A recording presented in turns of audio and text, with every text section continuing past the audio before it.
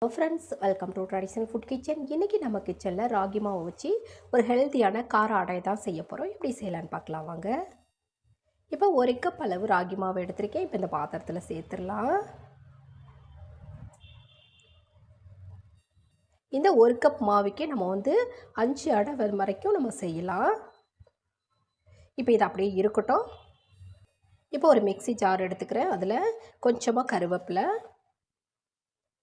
2 வரமிளகாய், ஒரு துண்டு இஞ்சி, ஒரு பச்சை மிளகாய்,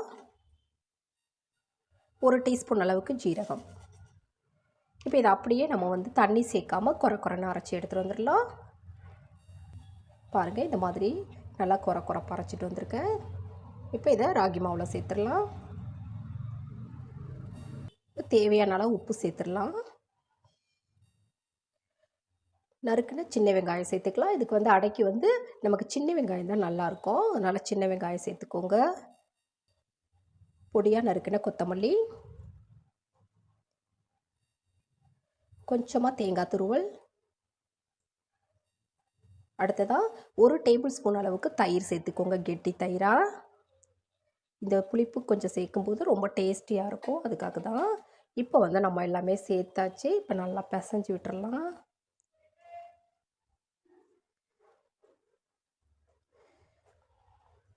விருப்பப்பட்டால் நீங்கள் கேரட் துருவல் கூட நீங்கள் சேர்த்துக்கலாம்.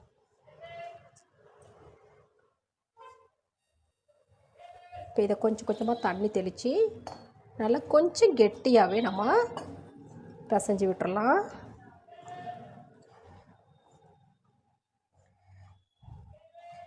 நம்ம ரொம்ப தண்ணியாக பண்ணிட்டோம் அப்படின்னா அடை கரெக்டாக நமக்கு தட்ட முடியாது.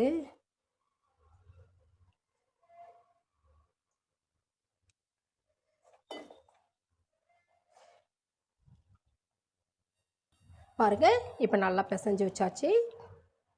அடைக்கு மாவு ரெடி ஆகிடுச்சுங்க. இதை நம்ம லேட்டாக ஊற வச்செல்லாம் பண்ணணுன்னு அவசியம் இல்லை. உடனே நம்ம தட்டிடலாம். இப்போ இது அப்படியே இருக்கட்டும். இந்த அடைக்கு நம்ம அடை தட்டிடலாம். வாழை இலையில் கொஞ்சமாக எண்ணெய் அல்லது தண்ணி தடவிக்கோங்க. இப்போ நம்ம அடைக்கு ரெடி பண்ணி வச்ச மாவுலேருந்து இந்த மாதிரி உருட்டி எடுத்துக்கலாம். உங்கள் விருப்பம்தான், சின்னதாகவோ பெருசாகவோ உங்கள் விருப்பத்துக்கு தகுந்த மாதிரி நீங்கள் தட்டி எடுத்துக்கலாம். கொஞ்சம் பக்கத்தில் தண்ணி வச்சுக்கோங்க. தண்ணி வச்சுட்டு இந்த மாதிரி தொட்டு தட்டினீங்க அப்படின்னா கொஞ்சம் மெல்லிசாக வரும் அடை.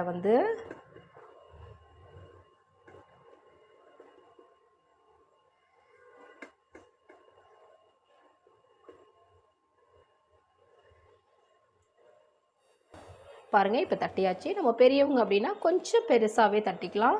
இப்போ குழந்தைங்களுக்கு கொடுக்குறீங்க அப்படின்னா கொஞ்சம் சின்னதாக குட்டி குட்டியாக தட்டி கொடுத்தீங்கன்னா நல்லா விரும்பி சாப்பிடுவாங்க. இப்போ நம்ம சுட்டுலாம்.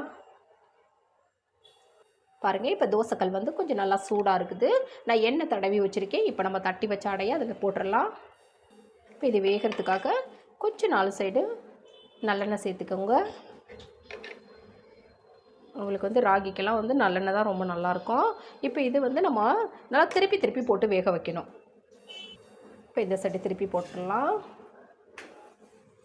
2 சைடு நல்லா திருப்பி போட்டு வேக வைக்கணும்.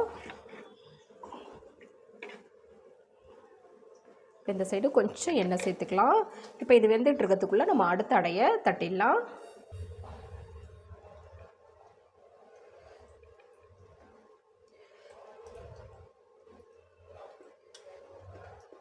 இதே மாதிரி கொஞ்சம் கொஞ்சமாக தண்ணி நல்லா கையில் தொட்டு இந்த மாதிரி தட்டிக்கோங்க.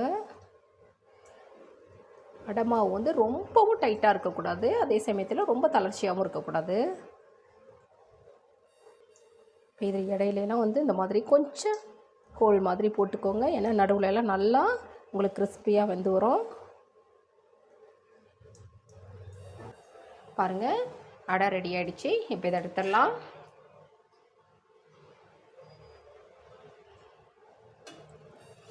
அடுத்த அடையும் நான் தோசைக்கல்லில் சேர்த்துட்டேன். இப்போ இதில் கொஞ்சமாக இது வேகிறதுக்கு கொஞ்சமாக எண்ணெய்.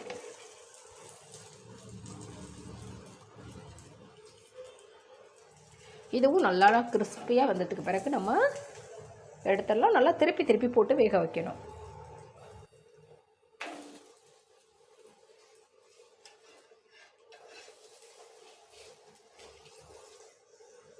இப்போ இதுவும் நல்லா வெந்துருச்சு. ஆரோக்கியமான ராகி கார அடை ரெடி ஆகிடுச்சுங்க. ரொம்ப ரொம்ப டேஸ்ட்டு ரொம்ப சூப்பராக இருக்கும். ரொம்ப ஹெல்த்தும் கூட. பாருங்கள் எவ்வளோ சூப்பராக இருக்குன்னு. இதுக்கெல்லாம் வந்து உங்களுக்கு சட்னியெல்லாம் தேவைப்படாது. அப்படியே வச்சு சாப்பிட்ணும் அப்படின்னா நம்ம தேங்காய் சட்னி வச்சு சாப்பிட்டாலே ரொம்ப சூப்பராக இருக்கும்.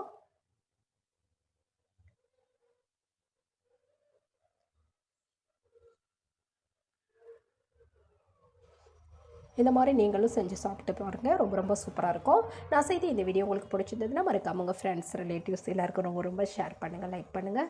நம்ம சேனலை மறக்காமல் சப்ஸ்கிரைப் பண்ணி சப்போர்ட் பண்ணுங்கள் ஃப்ரெண்ட்ஸ். தேங்க்யூ.